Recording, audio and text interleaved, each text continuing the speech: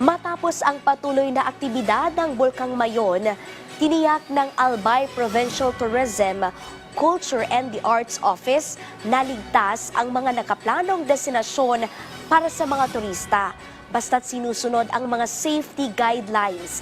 Yan ang sentro ng balita ni Connie Kalipay ng Philippine News Agency.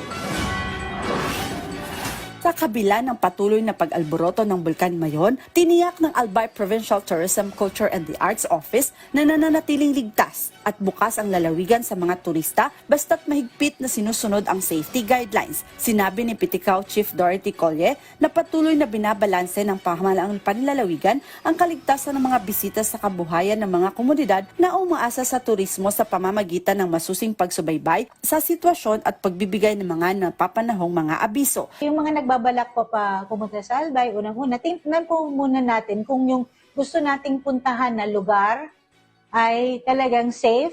So, pwede pong tumawag dito sa Provincial Tourism Office.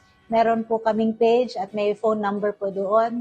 At mag-refer sa amin or mag-inquire kung safe po yon para, or kung sino man kakilala po ninyo dito, para po ma-assure kayo na ang pagpunta ninyo ay hindi magiging hassle or hindi kayo mapapahamak. Hinikayat ni Colye ang mga turista na tiyakin ang kaligtasan ng kanilang mga nakaplanong destinasyon at binanggit na ang lahat ng mga tourist sites sa loob ng 6-kilometer permanent danger zone ay pansamantalang sarado, kabilang ang Green Lava Trail, Black Lava Trail, Mayon Skyline at Mayon Volcano Natural Park. Para naman matiyak ang kaligtasan ng publiko, ang mga itinalagang lugar para sa panonood ay matatagpuan sa kabila ng 8-kilometer danger zone. Natukoy din ng Piticao ang ilang safe viewing spot sa buong Legazpi City, Daraga, Camalig, Ligao City, Santo Domingo, Tiwi, Tabaco City, Malilipot at Ginubatan kung saan ligtas na hahangaan ng mga bisita ang aktibidad ng Mayon. Sa Legazpi City, masisilayan ang ganda ni Mayon sa Legazpi Boulevard, Sawangan Park, Legazpi Highlands, Kalayaan Park at ang Our Lady of Salvation Giant Statue. Sa Daraga, Albay, ang mga lugar na kinabibilangan ng Cagsawa Ruins Park, Farm Plate, Daraga Church at National Museum. Aalok ang Kamalig ng Sulong Eco Park, Kitwinan Hill, Kitinday Green Hills, Sumlang Lake at Kitwinan Ranch.